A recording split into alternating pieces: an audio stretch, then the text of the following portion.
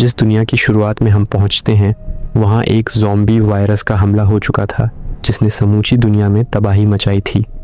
ज़्यादातर लोग या तो मारे जा चुके थे या वायरस से संक्रमित होकर ज़ॉम्बी बन चुके थे।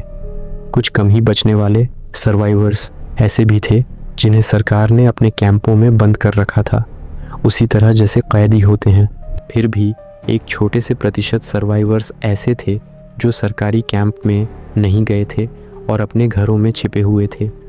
उन्हीं जिंदा बचे लोगों में से एक हैं राधा। वह उसी समय अपने पति के कब्र के सामने बैठकर रो रही थी।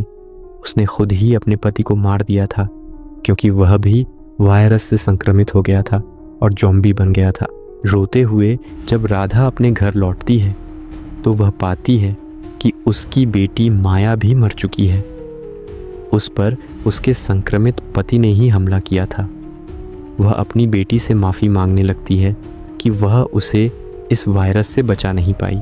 अचानक उसके आंसू रुक जाते हैं क्योंकि उसकी बेटी फिर से ज़िंदा होकर खड़ी हो जाती है, पर अब वह इंसान नहीं रही थी, वह भी एक ज़ॉम्बी बन चुकी थी।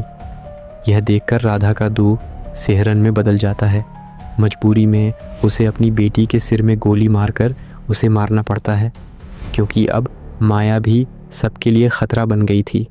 उसी दिन राधा ने अपनी पूरी फैमिली को अपने ही हाथों से दबाया, इसलिए वह पूरी तरह टूट चुकी थी। वह डिप्रेशन में चली गई थी।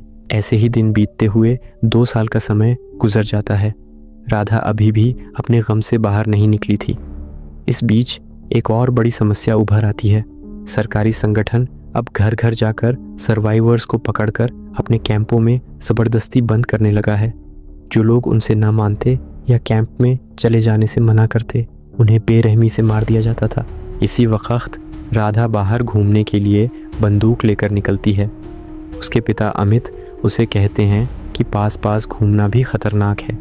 राधा के पिता कहते हैं, जब सब कुछ ही लुट चुका है तो किस चीज़ का ख़तरा। राधा बस निराश होने के कारण आगे बढ़ती है। इसी के साथ हम एक नए किरदार नवीन को देखते हैं।